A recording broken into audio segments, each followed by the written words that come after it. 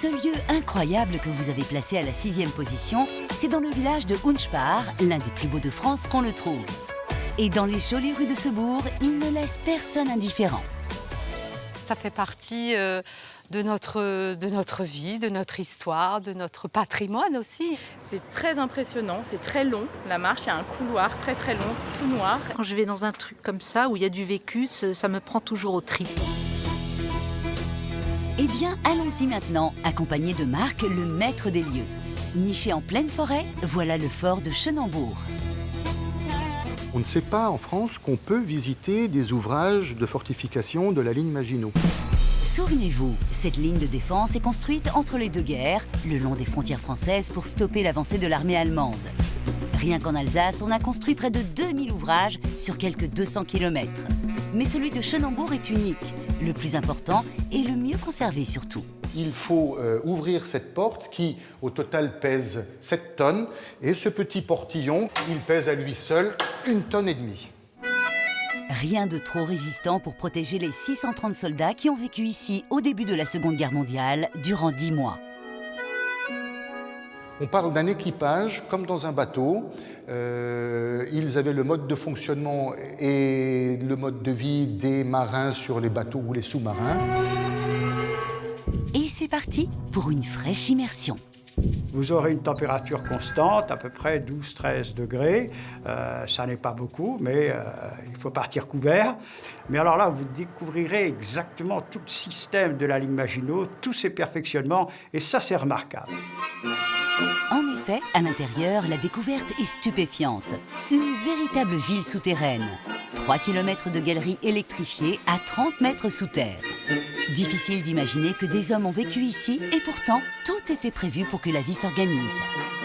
On a vraiment l'impression que le lieu reprend vie, que ce soit à l'infirmerie, dans les cuisines ou au poste de commandement. C'est un peu comme si on faisait un voyage dans le temps. Bertrand, viens voir ici. Oui. Faut que tu ramènes la gamelle pour le gars du bloc 1. Ok, bloc 1, d'accord. Voilà. Un voyage dans le temps pour le moins réaliste, grâce à Jackie et ses complices qui, devant des visiteurs ébahis, aiment rejouer les scènes. Et de cette époque, notre soldat des temps modernes aime en raconter les moindres détails. Vous êtes actuellement dans la cuisine principale du fort. Cette cuisine, elle fonctionnait à l'électricité. C'était ultra moderne pour l'époque.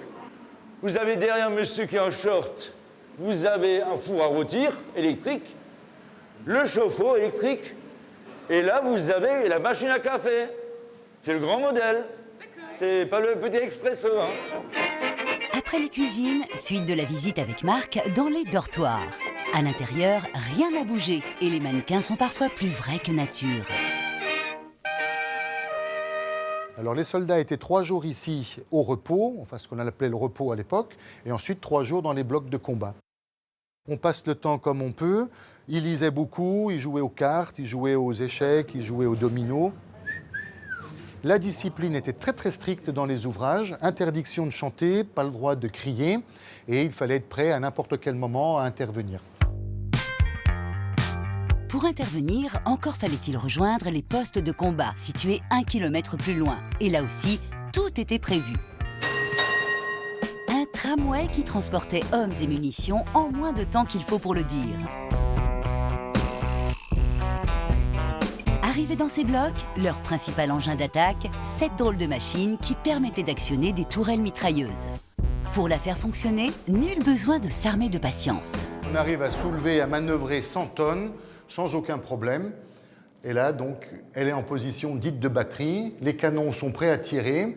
Et ensuite, s'il y a un danger, on la remet en position dite d'éclipse, c'est-à-dire elle descend et est à nouveau protégée par sa gangue en béton. En 10 mois d'occupation, le fort aura encaissé pas moins de 160 bombes et 3000 obus.